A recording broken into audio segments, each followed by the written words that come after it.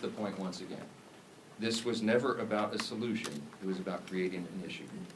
Now that Democrats have had their protest and publicity stunts, I just pray that they come to their senses and end this shutdown and reopen the government this week. Republicans are waiting. The American people are waiting. And we are ready to act. As evidence of just how united Republicans are in this fight, I've asked two of our prominent leaders in the House Republican Conference. I've got House Freedom Caucus Chairman Andy Harris. Dr. Harris is also an appropriator. And House Freedom Caucus Policy Chair Chip Roy of Texas. I'll turn it over to Dr. Harris first. Thank you very much, Mr. Speaker. Earlier this month, the House Freedom Caucus made history by hosting our first press call held with the Speaker. And today we're doing it again, standing shoulder to shoulder at a full leadership press conference as part of the United Republican Front against this Democrat-led shutdown. On the Sunday morning shows yesterday, the Democrats tried once again, unconvincingly, to say that they are not to be blamed for the shutdown. But the reason that the government remains shut down is becoming crystal clear to Americans. It's because Senate Democrats have chosen to pander to their radical base instead of doing their job for the American people. Senate Democrats have had the opportunity to vote 11 times for the House-passed bill that pays our troops, pays our law enforcement, and pays our air traffic controllers now, and would immediately reopen the government. Instead, they've sided with the same radical activists who filled the streets this weekend chanting "No Kings" at rallies backed by the Communist Party USA and socialists, the same people who claim to hate power while demanding more control over your life. The question before us now is simple. Will at least 5 Senate Democrats relent and break from their party's left-wing fringe and vote to reopen the government today? Let's also be honest about what the Democrats are really fighting for. They're demanding taxpayer-funded health care for illegal immigrants. They want to eliminate work requirements for welfare for able-bodied adults who could work but choose not to. And they're defending hundreds of billions of dollars in continued corporate welfare for big, profitable health insurance companies that have already made a fortune off Obamacare with the Biden bonuses that the Democrats scheduled to expire at the end of this year. House Republicans have already done their job. The only thing standing between America and a reopened government is a handful of Senate Democrats too afraid of their activist base to do the right thing. But it's time for those 5 Senate Democrats to show some courage, stand against their leadership, but with hard-working Americans, and vote to reopen the government. I want to close by thanking Speaker Johnson for his leadership in standing firm against the radical left's unreasonable demands and for standing with the American people. Thank you, and I'll turn this over to Congressman Chip Roy. Thanks, Andy, and I want to thank the Speaker and the leadership team and the President for their leadership during these last several weeks. I'd say it's good to see you, but I mean, honestly, I'd rather be in Texas. But I'm happy to be here today with these guys. No one disputes one obvious fact. It is Democrats who have chosen not to fund government. I mean, at least establish that truth, right? It is in fact the truth. And the question is why? And you saw it on Saturday. It was basically for a political rally. Rally for cover for Chuck Schumer, who's in his own political battle in New York. That's the truth. And the irony of this is, this No Kings rally. What are we actually talking about? I mean, it wasn't President Trump, but Democrats who tried to make us take a shot or lose our job. It wasn't President Trump, but Democrats who were burning our cities to the ground in 2020 and attacking police officers. It wasn't President Trump, but it was Democrats who want to push boys into girls' locker rooms, who want to force surgeries upon children. It wasn't President Trump, but Democrats who pushed fraudulent mail-in ballots in 2020 and left the elections in question. And then when Americans dared to question that stuff, they sought to jail the American people. They weaponized the government against the American people. And now they want to turn around and say they're going to have a No Kings rally? This is the dying breath of a bankrupt party, in my humble opinion. All too happy to shut down the government, then have a Chicago teacher walk around with this symbol against her neck. Somebody tell me how that's appropriate. Where are the Democrats that are crying out about how horrific that was?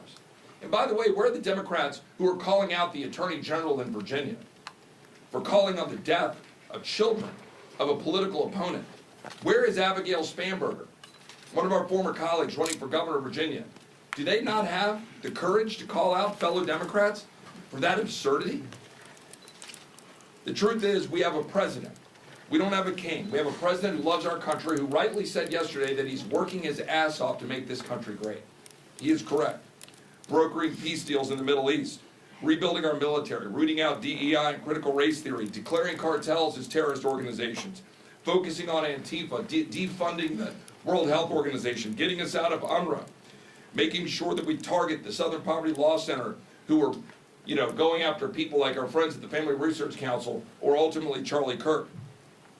Securing the border, passing the Lake and Riley Act. These are the things the American people want us to do, not shutting down the government for political rallies. And the truth is, the Marxists, the radicals, and the Islamists, the Democratic Party promoted this weekend, they cannot handle the truth. The truth is that there is a king, and that king is Jesus. And the president has been willing to say it, his administration has been willing to say it, and Charlie Kirk was willing to say it, and he got killed for it. Democrats are using this ridiculous political exercise to hold hostage the government of the American people, pretending it's about health care. Meanwhile, it is Democrats who've been holding the American people hostage to an unconscionably broken health care system that they themselves created. We're saying no more.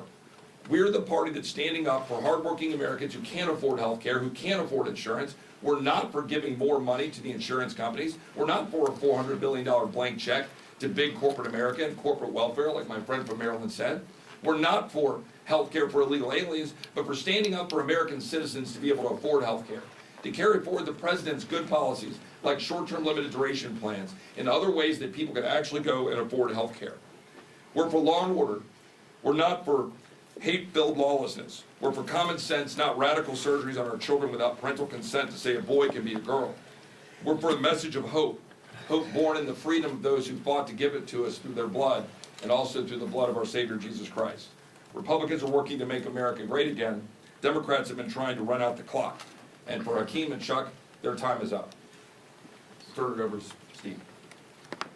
Thank you, Chip. Well, you can see Republicans are united strongly in working to open the government back up. We all voted to prevent a government shutdown, and that bill went through the House weeks ago on almost exclusively a party line vote. And since then, for weeks and weeks, that bill has been in the Senate, where Democrats, led by Chuck Schumer, consistently have voted to shut the government down. And we've said all this is about is Chuck Schumer trying to appease his most radical base, the most far-left elements of the Democrat Party, the people who have taken over the Democrat Party. Frankly, they've held Chuck Schumer hostage, and so now Chuck Schumer is holding the American people hostage. And this weekend, we got to see on display what that Hate America rally we've been talking about was really all about. You could see some of the signs. These are just a few. But over and over again, you could see signs like 8647. I think everybody knows what that's about. Multiple signs like that advocating for the death of our president. And where are the Chuck Schumers of the world calling that out? They didn't call it out. They actually went and celebrated with those people that are advocating for the murder of President Trump and other Republicans. It's insanity. Yet that's where the Democrat Party in Washington has gone. Most Democrats around the country don't buy into that far-left radical socialist base that Chuck Schumer's catering to. And that's why so many are walking away from that party. But in the meantime, that's who is controlling the Democrat Party here in the United States Senate and in Congress. And that's why we continue to be at this stalemate. Not because there's some ability for us to come together and find a common ground. We've been trying. We had a provision in the working families tax cut that would have lowered premiums for families, healthcare premiums, by 11%. It was scored by the Congressional Budget Office to do that. 11% reduction in premiums for families. And you might ask, well, why is that not law of the land? Because it passed the House. Well, when it got over to the Senate, it was Senate Democrats who went to the parliamentarian and fought to get that provision removed because they don't care about lowering premiums for families. They really don't, and they showed it over and over again. What do they care about? They care about catering to the most radical elements of their base. You could see the sponsors and it's been mentioned before, the Communist Party of America, the Socialist Party. Well, that's who's taken over the Democrat Party. It's not who America is. America is not a socialist nation. It's surely not a communist nation. But the Democrat Party here in Washington is trying to pull the country down that rat hole. We've seen it over and over again. That experiment's been tried time and time again, and you could go look at the scrap heap of history to see other countries where it's failed. Why won't they go protest over in those countries and just be a part of those countries where it's already failed? But they come here and they lie about our president. They call him a king, where ironically, they're also advocating for the death of that democratically elected president. And so you've got to see it all on full display. And hopefully that's what Chuck Schumer needed to go through to show them that he's still keeping the government shut down to appease that group. But now that rally is over. And the pain that he has inflicted on American families continues. It's time for Chuck Schumer to end the pain he's inflicting on millions of American families. And finally, vote. Just 5 Senate Democrats need to come together to vote to open this government back up again. We still have big differences, and we'll be negotiating our differences in the weeks ahead. But it's time he releases the American people from this crazy experiment. With that, bring up our whip, Tom Emmer.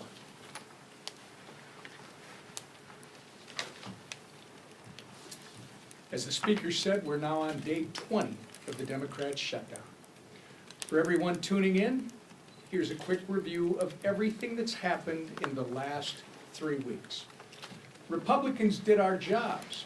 We passed a clean, nonpartisan government funding bill that Democrats supported just 6 months ago and passed 13 times under the Biden administration. 11 times now, Democrats have refused to pass our clean CR, shutting the government down in the process and forcing Americans to pay the price.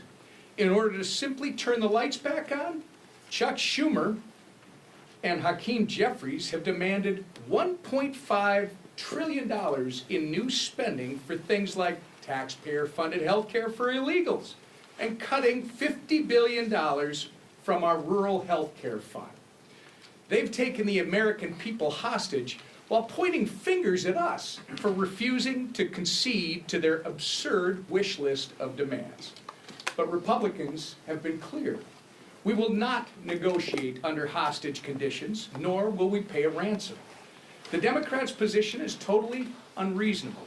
It's hypocritical. And it's pure partisan politics in a desperate attempt to score points with the radical, pro-terrorist wing of their party. Now that their Hate America rally is over, I hope that at least 5 Senate Democrats will finally do the right and responsible thing by breaking ranks with Chuck Schumer, passing our clean CR, and reopening the government. If they continue to refuse, we're going to continue to hold them to account. And I hope members of the media in this room are going to do the same. With that, I turn it back to our speaker, Mike Johnson. Okay, any questions? Mr. Speaker, good Go morning. ahead. Good morning, thank you. We understand concerns about air traffic control.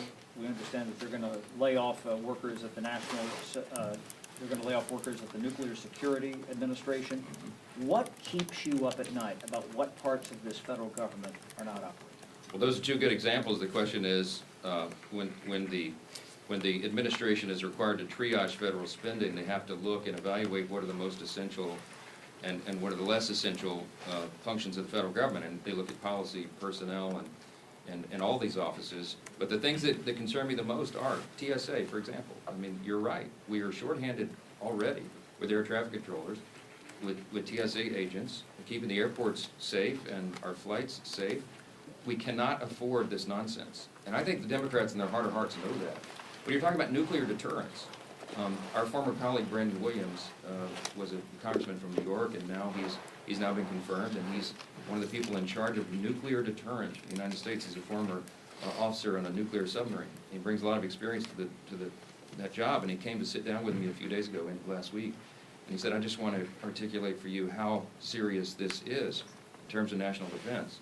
And we didn't get into the classified parts there, we weren't in the skiff, but suffice it to say that every day that the government is shut down, it is a danger to the American people. We're in a nuclear arms race with adversaries right now. It can't be any more serious than this. China, Russia, Iran, North Korea, you've seen what they're up to.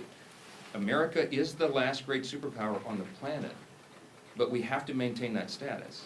And if we get behind on funding or personnel or any of these projects that we're involved in that are at a level that we can't talk about in here, it's very serious.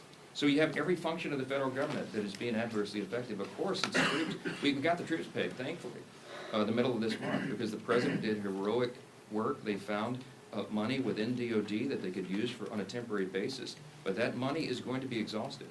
You can't have the troops unpaid. You can't have Border Patrol agents unpaid. They've got to defend the country. And this is not a game. And that's why you see us so frustrated up here every day. Again, I'm going to reiterate what we said earlier. This is the first time in history that we've been in this situation. There has never been a party that shut down the entire government, or a party that shut down, over a clean CR for nothing but political partisan purposes. Their rally illustrated exactly what we've been saying for the last 20 days. It's about politics, and it's disgusting. Yes, sir. Speaker Johnson, you say that the Democrats had a Hate America rally, but what does it say that the President of the United States over the weekend released a video of him pooping on the American people? The President uses social media to make the point. You can argue he's probably the most effective person who's ever used social media for that. He is using satire to make a point. He is not calling for the murder of his political opponents, and that's what these people are doing. I mean, they're in one of these photos. I think there's a picture of the president hanging in effigy by a noose on one of these, the one on the far end. I mean, it's unconscionable. Look, America is built on the idea of free speech. You have the right to protest. Of course, we jealously guard that. I mean, Chip and I are attorneys. We've defended that right in the courts. But what they're doing right now is different. They are trying to incite violence. It's not funny. You don't mock a president who has already had 2 failed assassination attempts on his life. This is not a game. And the idea that communists would be supporting this is unconscionable to us. Look, when we give tours of the House chamber, and we bring in constituents, and we point out all the historical facts and images around the building, I always start with "In God We Trust," which of course is right above the rostrum of the Speaker's podium. And if you look in the visitor's guide to the House chamber, it says on page 14, when was that put there? Well, it's put there in the early 60s, 1961, as I recall. And it says in the guide that it was put there, Congress voted to put that there as a rebuke to the Cold War era Soviets. Why? Because their philosophy, that's what it says, a rebuke to their philosophy. Their philosophy was Marxism. Marxism begins with the premise that there is no God. It is antithetical to who we are as Americans. The Declaration of Independence says we're created by God and He's the one that gave us our rights. It is in God whom we trust. That is the national motto. That's what America's built on. What those people are advocating for is at its essence un-American. And when they go the next step and they call for violence on political officials in an environment that is already a heightened threat environment, it's dangerous stuff. They had the right to do it. Congratulations, they didn't burn any buildings down. That's a big achievement for the left, to have some kind of gathering where they don't have a looting and riots and burn a building down. There was, I think, some in Portland, they threw bottles and bricks and stuff at the ICE facility because that's what they do for fun now out there. But, they had a free speech event. Congratulations. But you need to look past that and look at what it is they're advocating for openly, and it's really scary stuff. Mr. Speaker, we know Senator... I was actually pointing to her. I don't think you've asked a question for. Go ahead. Yeah. Hi, Oriana with Notice. Arizona Attorney General Chris Mays said over the weekend that she plans to file a lawsuit against you for not swearing in Adelita Grijalva. Have you or your office spoken to her in the last couple of days about that, and what's your response to that? Oh, my goodness. Okay, yes. So yet another Democrat politician from Arizona is trying to get national publicity. So now it's the state AG who's going to sue me because Grijalva is not yet sworn in. Let me go through this again for you, and I have some updates. First of all, I'm following the Pelosi precedent. I was on some of the Sunday shows and was asked about this because this is all they have to talk about right now. When Julia Letlow was elected under very similar circumstances to fill the seat of her her deceased husband, who passed away tragically by COVID, Nancy Pelosi, Speaker Pelosi at the time, took 25 days to administer the oath of office to her.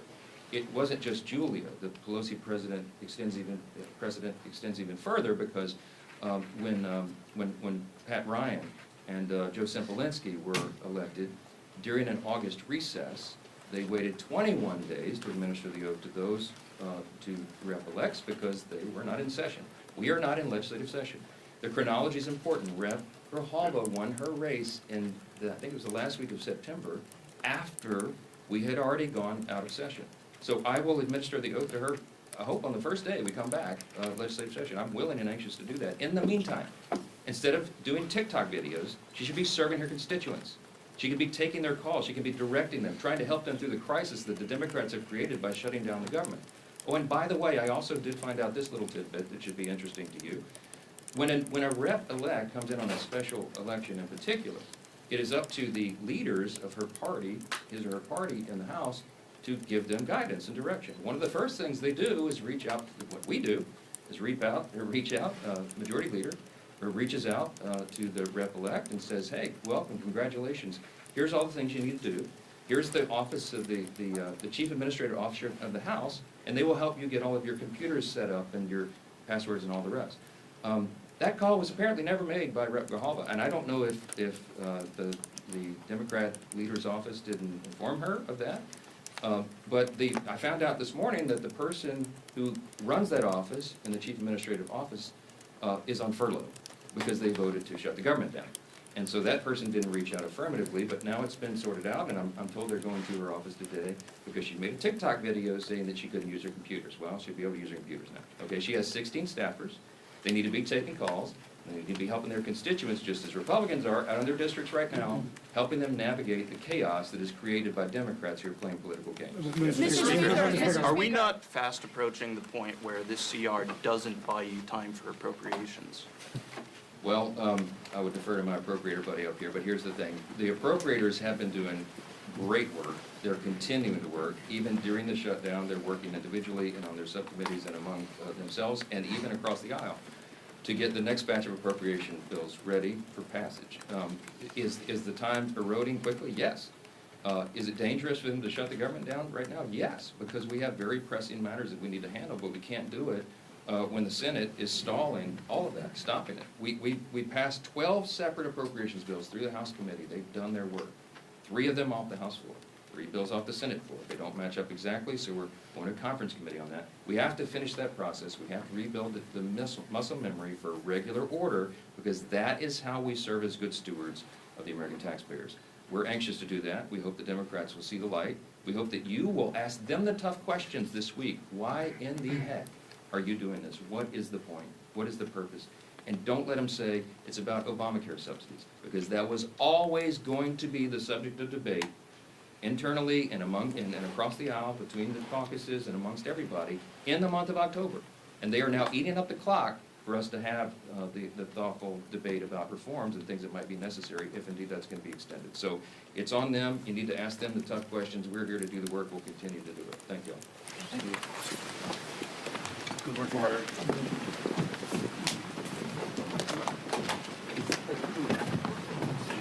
Run, Forrest, run. I'm trying to use my credentials. No, you did it.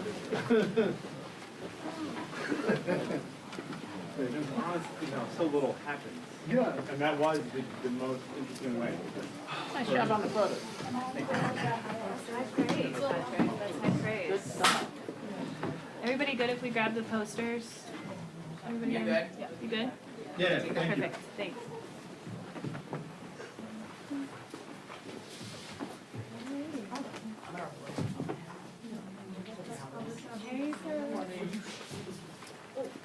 There wasn't a bunch of crap.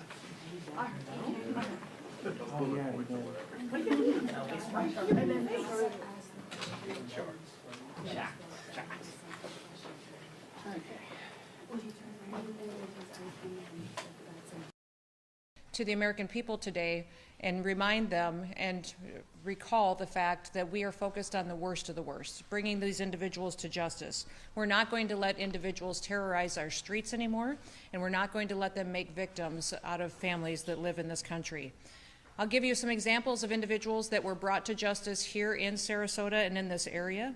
The first one I'll talk about is a convicted murderer whose name